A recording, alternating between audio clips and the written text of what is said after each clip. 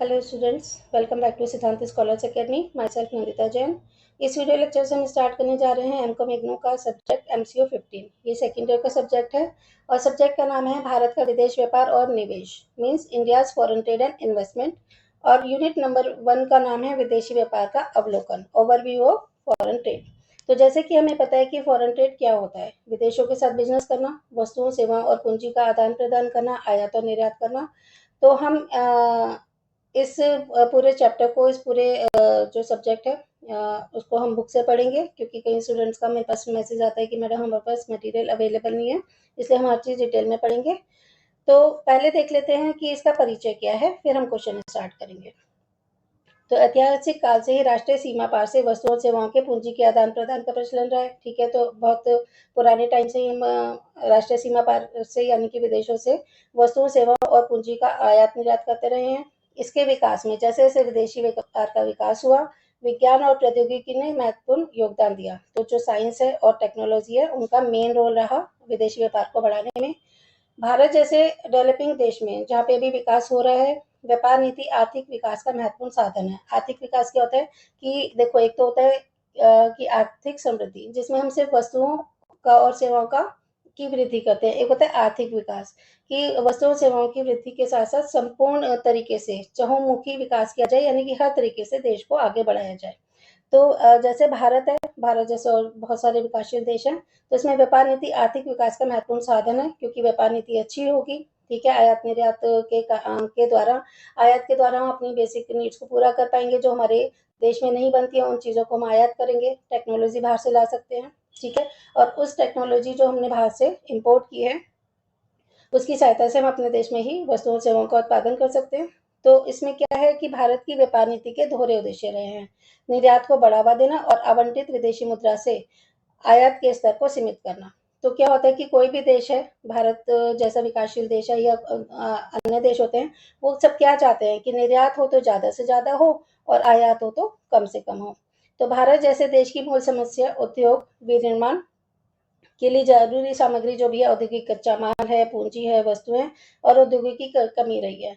कि भारत जैसा, क्योंकि हमने कहा कि अभी हम विकास कर रहे हैं, पूरी तरह विकसित नहीं हुए हैं, तो इसमें उद्योगों के निर्माण के लिए जो भी हमारे पास रॉ मटेरियल चाहिए होता है ना, कच्चा माल चाहिए होता है, जैसे कि उद्योगों में कच्चा माल हो गया, जैसे कि अब अगर हम बुक बनाना चाहते हैं तो उसके लिए पेपर हो गया, ठीक है। इसी तरह बहुत सारे हमारे उद्योग होते हैं, उनके लिए कच्चा माल चाहिए होता है, रॉ मटेरियल, कैपिटल चाहिए होती है, वस्तु और प्रौद्योगिकी की कमी रही है, ठीक है। तो जो उद्योगों को बढ़ावा देने के लिए जो हमें वस्तु चाहिए या फिर टेक्नोलॉजी हमारे पास इतनी अच्छी नहीं है, तो इसमें केवल आयात द्वारा ही दूर किया जा सकता है। तो जो चीज़ अपने देश में नहीं होती, हम दूसरे देशों से आयात कर सकते हैं।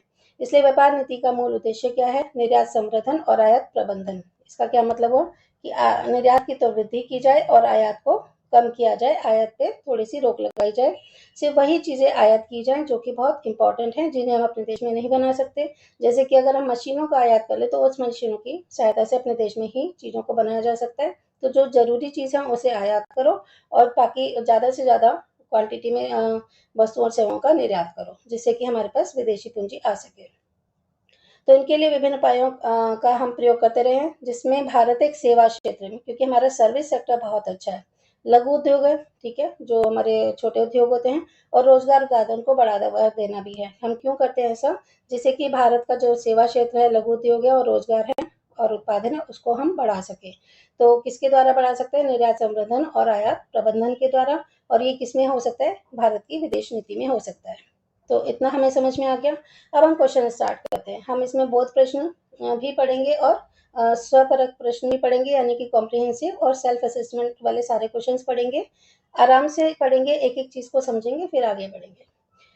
तो हमारा पहला क्वेश्चन है, विदेश व्यापार का महत्व बताइए कि विदेशी व्यापार का महत्व क्या होता है। तो विश्व के अधिकांश देशों में विदेशी व्यापार महत्वपूर्ण रहा है, क्योंकि हम जैसे बहुत सारे देश हैं, भारत जैसे बहुत सारे देश हैं जो डेवलपिंग कंट्रीज हैं या फिर थोड़ी सी अल्प विकसित देश होते हैं, ठीक है। तो इसके द्वारा इनमें विकास की प्रक्रिया में तेजी आती है, क्योंकि हमारे पास अभी बहुत ज़्यादा संभावनाएं होती हैं, बहुत ज़्यादा संभावनाएं होती हैं कि हम अपने वस्तुओं सेवाओं का उत्पादन अधिक कर पाएँ, क्योंकि हमारे बहुत सारे जो संसाधन हैं वो अभी पूरी तरीके से यूटिलाइज नहीं हो पा रहे हैं। तो जो प्राकृतिक संसाधन है, नेचुरल रिसोर्सेज हैं वो, और उत्पादन के कारक जो फैक्टर्स होते हैं उत्पादन के, प्रोडक्शन के, कौन से फैक्टर्स होते हैं? 4 फैक्टर्स होते हैं, लैंड, लेबर, एंटरप्रेन्योर और कैपिटल। ठीक है, भूमि हो गई, पूंजी हो गई, और क्या है कि उद्यम। ठीक है, लैंड, लेबर और श्रम। ठीक है, तो ये सारी चीजें हमारे उत्पादन के कारक होते हैं, जिसमें विदेशी व्यापार को ये बहुत ही अधिक प्रभावित करते हैं। जिन देशों को ये साधन उपलब्ध होते हैं, कौन से साधन? उत्पादन के साधन, कारक और प्राकृतिक संसाधन, जो गॉड ने हमें दिए हैं, गॉड गिफ्टेड हैं, वो उन्हें हम प्राकृतिक संसाधन कहते हैं। और उत्पादन के जो कारक हैं, लैंड, लेबर, एंटरप्रेन्योर और कैपिटल, ये बहुत ज्यादा विदेशी व्यापार से प्रभावित होते हैं। उनका विकास और अधिक तेजी से होता है जहां इनकी कमी होती है, वहाँ विनिमय प्रक्रिया के द्वारा हम इस कमी को दूर कर सकते हैं। तो जहाँ पे प्राकृतिक संसाधन बहुत अधिक है या फिर उत्पादन के साधन है, वहाँ पे तो उन देशों का विकास तो बहुत तेजी से हो सकता है। लेकिन जहाँ पर ये प्राकृतिक संसाधन या उत्पादन के संसाधनों में कमी होती है, तो विनिमय द्वारा, विनिमय यानी कि एक्सचेंज के द्वारा, आयात निर्यात के द्वारा इस कमी को हम पूरा कर सकते हैं। माना जाए कि किसी देश को इस्पात निर्माण में विशेषता प्राप्त है। ठीक है, कोई चीज है वो इस्पात निर्माण ज्यादा अच्छा कर पाता है कोई देश। ठीक है, वहाँ पे जो लोहे का उत्पादन है, इस्पात का उत्पादन है, वो बहुत अच्छी तरह हो जाता है। और दूसरे देश में सीमेंट निर्माण का पर्याप्त अनुभव है, तो दूसरा देश है वो सीमेंट बहुत अच्छा निर्माण कर सकता है। ठीक है, क्योंकि उसके लिए पर्याप्त वहाँ पे संसाधन है। तो यदि दोनों में अतिरिक्त स्टॉक का विनिमय कर ले, तो उनके साधनों की पूर्ति हो जाएगी। मान लो एक देश इस्पात ज्यादा बनाता है, दूसरा सीमेंट ज्यादा बनाता है, तो इस्पात निर्माण करने वाला इस्पात का निर्यात कर दे और बदले में सीमेंट मंगवा ले, अगर उन दोनों के पास एक्स्ट्रा स्टॉक है तो। ठीक है, अगर अपनी जरूरतों को पूरा करने के बाद जो स्टॉक बचता है ना, उसे हम विनिमय में यानी कि एक्सचेंज के लिए यूज कर सकते हैं। तो उन साधनों की पूर्ति हो जाएगी जो अपने देश में नहीं बन पा रहे। तो किसी देश का व्यापारिक विकास भी उसके विकास का सूचक होता है। विदेशी व्यापार से विदेशी निवेश और प्रौद्योगिकी दोनों का आगमन होता है। अगर हम फॉरेन ट्रेड करते हैं तो फॉरेन इन्वेस्टमेंट भी होगी हमारे देश में। ठीक है, क्योंकि हमारे पास मान लो कैपिटल की कमी है, अगर हम भारत की बात करें तो हमारे पास कैपिटल की कमी है, लेकिन हमारे पास लेबर भी बहुत है। ठीक है, और उद्यमशीलता तो हमारे देश में बहुत अधिक है ही। तो अगर हमें सिर्फ कैपिटल चाहिए तो विदेशी निवेश हमारे देश में हो जाए, यहाँ पे एमएनसीज आ जाए, मल्टीनेशनल कंपनियां, और इससे क्या है कि हमारे देश में जो बेरोजगारी है वो भी दूर हो जाएगी, क्योंकि यहाँ के लोगों को रोजगार मिलेगा। और साथ में जो टेक्नोलॉजी हमारे पास नहीं है, मान लो किसी मशीन की हेल्प से वो कोई चीज बन सकती है, तो हम प्रौद्योगिकी को ले आए, टेक्नोलॉजी को बाहर से आयात कर लें, तो जिससे उसकी जो फर्में होती हैं प्रतियोगी बनती हैं। ठीक है, तो क्या होता है कि भाई मान लो हम कहीं और से ले आते हैं टेक्नोलॉजी, दूसरे देशों से हमने आयात कर ली, तो फिर हम भी उस चीज़ को बना सकते हैं और विदेशों में उस चीज़ को, जो हमारा निर्यात है एक्स्ट्रा, जो हमारे पास स्टॉक है, उसे बेच सकते हैं। तो जो फर्में होती है ना, आपस में प्रतियोगी बनती हैं, कॉम्पिटिटिव फर्म्स हो जाती हैं, और विश्व अर्थव्यवस्था में अच्छी साझेदारी स्थापित कर सकती है। तो पूरे विश्व में जो भी इकोनॉमी है उसमें उनमें की अच्छी पार्टनरशिप हो सकती है। तो अगर देखा जाए तो हमारा क्वेश्चन है विदेशी व्यापार का महत्व क्या है, तो विदेशी व्यापार का महत्व निम्नलिखित दृष्टियों से है। सबसे पहले तो है ये वस्तुओं की अधिक उपलब्धता, ग्रेटर अवेलेबिलिटी ऑफ गुड्स। विदेशी व्यापार से वस्तुएं आसानी से प्राप्त की जा सकती है, जैसे हमने ऊपर समझ लिया कि अगर जो चीज़ हमारी कंट्री में नहीं बनती है, हम दूसरी कंट्री से उसे इम्पोर्ट कर सकते हैं। तो विदेशी व्यापार से वस्तुएं आसानी से प्राप्त हो सकती है जहाँ पे उनका उत्पादन नहीं होता या फिर कम लागत पर पैदा नहीं किया जा सकता। यानी कि हम कोई चीज़ है बना तो सकते हैं, लेकिन उसकी कॉस्टिंग अगर ज़्यादा आएगी तो बेटर है कि हम उसको अपने देश में निर्माण ना करके उसे विदेशों से आयात कर लें। तो परंतु उसका व्यापार करने की क्षमता होनी चाहिए। व्यापार में भारत में रसायन पदार्थों, जो भी हमारे केमिकल मटेरियल्स हैं, और पूंजीगत पदार्थों यानी कि जो कैपिटल गुड्स है, उनका बड़ा भाग विदेशों से आता है, क्योंकि हमारे देश में इन चीज़ों की कमी है। इसी प्रकार चीनी और कॉफ़ी का यूएस में दूसरे देशों से आयात किया जाता है। ठीक है, तो अब यूएस वगैरह में क्या है, चीनी और कॉफ़ी की कमी है, वो हमारे देश में बहुत आयात में मिलती है, बहुत अच्छी क्वांटिटी में हम इसको मैन्युफैक्चर कर सकते हैं।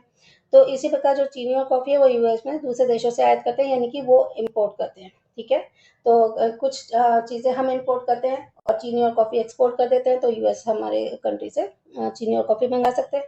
तो विदेशी व्यापार से अकाल और फसलों की बर्बादी के प्रभावों से भी बचा जा सकता है। तो कभी-कभी क्या होता है कि अकाल पड़ जाता है, ठीक है, वर्षा अधिक अच्छे से नहीं हुई है, बारिश अच्छी से नहीं हुई है, तो अकाल पड़ जाता है, या बहुत ज़्यादा बारिश होने से कई बार क्या होता है फसल बर्बाद हो जाती है। तो उनके प्रभाव से बचा जा सकता है, क्योंकि अगर अपने देश में वो चीज़ नहीं है तो हम आयात करके उसे आसानी से उसकी कमी को पूरा कर सकते हैं। तो पहले तो था कि वस्तुओं की अधिक उपलब्धता, दूसरा हो गया देश के संसाधनों का भली भांति उपयोग। विदेशी व्यापार का एक महत्वपूर्ण गुण ये भी है कि इसमें देश के संसाधनों का बहुत अच्छे तरीके से सदुपयोग हो सकता है, उसको हम एफिशिएंटली यूटिलाइज कर सकते हैं। विभिन्न स्थितियों में विभिन्न देशों में संसाधनों के उपयोग के लिए आयात या निर्यात करना पड़ता है। तो अगर अलग अलग सिचुएशंस हैं, ठीक है, अलग अलग जो देश हैं उनके जो संसाधन है, रिसोर्सेज हैं, उनको हम यूटिलाइज करना चाहते हैं अच्छी तरह, तो हम आयात या निर्यात करते हैं, इम्पोर्ट या एक्सपोर्ट करते हैं। उदाहरण के लिए भारत का पटसन और चाय उद्योग निर्यात पर ही निर्भर है, क्योंकि हमारे देश में भारत में पटसन और चाय बहुत ज़्यादा क्वांटिटी में उत्पादित की जाती है, तो हम इसको निर्यात कर देते हैं, ठीक है, और वहाँ से हम विदेशी पूंजी को अर्न कर सकते हैं, कमा सकते हैं। निर्यात के बल पर जापान एक संपन्न देश बन गया, क्योंकि जापान है बहुत ज़्यादा चीज़ों का निर्यात करता है, तो उसे उसके पास विदेशी पूंजी आती है, जिसकी वजह से वो संपन्न देश बन गया है, एक रिच कंट्री बन गया है। निर्यात से उत्पादक अपने उत्पाद को बढ़ाने का भी प्रयास करते हैं, क्योंकि अगर उत्पादक है, कोई प्रोड्यूसर है और बहुत ज़्यादा प्रोडक्ट कर लेता है, उसकी एफिशिएंसी ज़्यादा है, उससे ज़्यादा चीज़ों का प्रोडक्ट कर लिया, तो फिर क्या करेगा, वो उसको एक्सपोर्ट कर देगा और वहाँ से अर्निंग कर सकता है। तो निर्यात से उत्पादक अपने उत्पाद को बढ़ाने का भी प्रयास करते हैं, क्योंकि उन्हें पता है कि जो भी सरप्लस होगा उसे दूसरे देशों में वो भेज देंगे और वहाँ से मनी अर्न कर पाएंगे। थर्ड है उत्पादन लागत में कमी, reduction in the cost of production. तो कच्चे माल और पूंजीगत माल में सबसे सस्ते स्रोतों से कम कीमत पर खरीदा जा सकता है, इसलिए उत्पादन लागत में उत्पादन लागत कम हो जाती है और माल की कीमत बढ़ जाती है। देखिए, अगर हमें रॉ मटेरियल चाहिए, अपने देश में वो है नहीं है, तो बहुत ज़्यादा कॉस्टली है, तो हम दूसरे देश से मंगा सकते हैं रॉ मटेरियल। इसी तरह कैपिटल गुड्स भी मंगा सकते हैं। तो बाहर से हमें, क्योंकि बाहर जो दूसरे देश हैं वो निर्यात करते हैं और कम कीमत पर भी वो हमें मिल सकता है, तो इससे क्या होगा कि कम कीमत पर हमने कच्चे माल को और पूंजीगत माल को खरीदा और उससे उत्पादन किया, तो उस जो हमारी प्रोडक्शन कॉस्ट है वो कम आ जाएगी और जो हमारा जो फिनिश गुड्स है ना उनकी कॉस्ट बढ़ जाएगी, ठीक है, क्योंकि जब उत्पादन लागत कम होती है तो कम कीमत पर भी वो चीज़ बन जाती है और हो सकता है कि वो ज़्यादा कीमत पर दूसरे देशों में बिक जाए, निर्यात हो जाए, तो माल की कीमत बढ़ जाती है और उत्पादन लागत में कमी आती है। फोर्थ है कीमत स्थिरता, यानी कि स्टेबिलिटी ऑफ प्राइसेस। विदेशी व्यापार का एक बहुत बड़ा लाभ वस्तुओं की कीमत में स्थिरता और एकाधिकार को रोकना है। तो कीमत स्थिरता का क्या मतलब है कि देखो, अगर किसी चीज़ की कमी नहीं होगी ना, बराबर वो आती रहती है, उसकी कमी पूरी होती रहती है, जितनी डिमांड है उतनी ही सप्लाई है, तो जो हमारे प्राइस है ना वो स्टेबल रहते हैं, ठीक है, अप डाउन नहीं होते। और इसी तरह एकाधिकार यानी कि मोनोपोली भी रुकती है। अगर मान लो कोई चीज़ एक पर्टिकुलर एक अपने देश में ही बना सकते हैं, दूसरे देशों से नहीं मंगा सकते, ठीक है, तो क्या होगा कि लोगों का एकाधिकार हो जाएगा। जो अपने देश में बनाने वाले प्रोड्यूसर है, मान लो वो एक ही है, तो उसका तो मोनोपोली हो जाएगी ना। लेकिन अगर हम विदेशी व्यापार करके दूसरे देशों से आयात कर लेंगे तो एकाधिकार को यानी कि मोनोपोली को रोका जा सकता है। तो प्राइस की स्टेबिलिटी भी रहती है और मोनोपोली को भी हम रोक सकते हैं।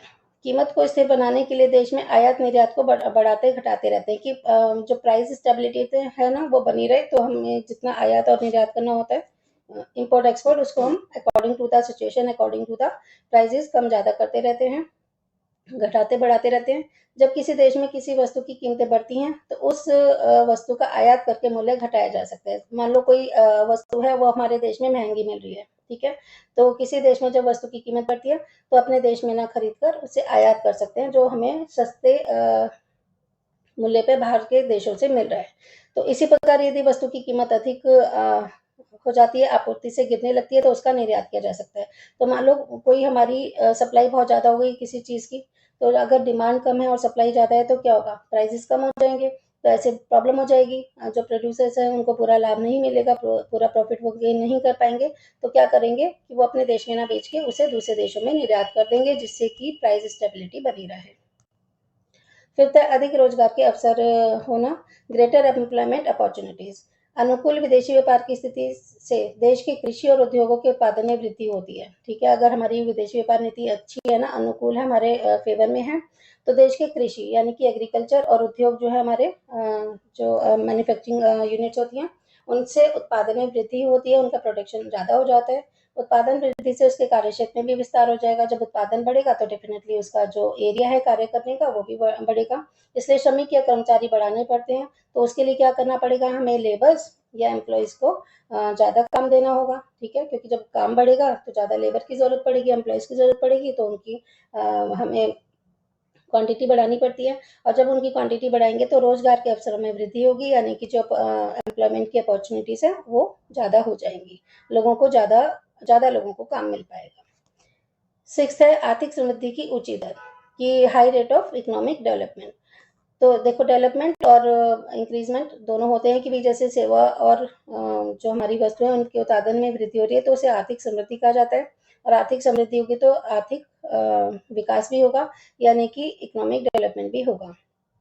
तो विदेशी व्यापार से आर्थिक समृद्धि की ऊंची दर प्राप्त होती है, जिससे राष्ट्र आय में वृद्धि होती है। जब हम विदेशी व्यापार करेंगे, हमने कहा था हमारा विदेशी व्यापार कैसा होना चाहिए, आयात हो तो कम से कम हो, सिर्फ जरूरी वस्तुओं का आयात करें, और निर्यात करें तो ज़्यादा से ज़्यादा करें।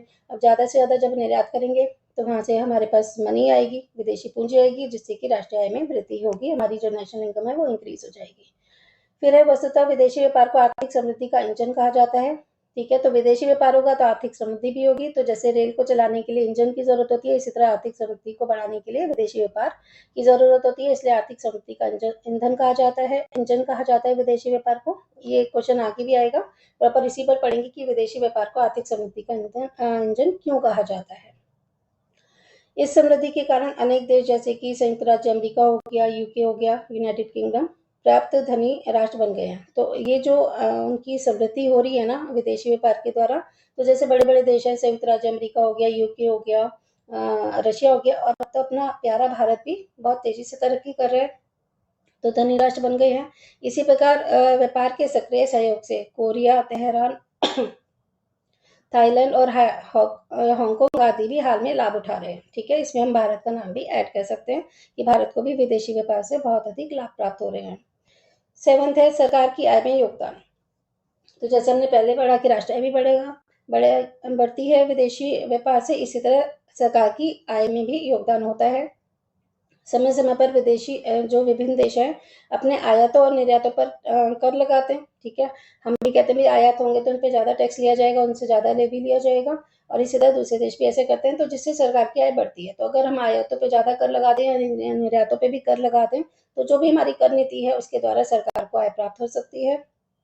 उल्लेखनीय है कि भारत सरकार का 1996 से लेकर 97 में कुल कर आय से सीमा शुल्क का भाग 33.6% था। ठीक है, तो 1996-97 में क्या था कि जो भी हमारी कर आय थी ना, उसमें अकेला जो हमारा सीमा शुल्क है, ठीक है, जो टैरिफ है, वो पूरे 100% में से 33.6% तो सिर्फ सीमा शुल्क से था, यानी कि विदेशों से जो भी हम कर लगाए आयात निर्यात पे, उससे सरकार को आय प्राप्त हुई।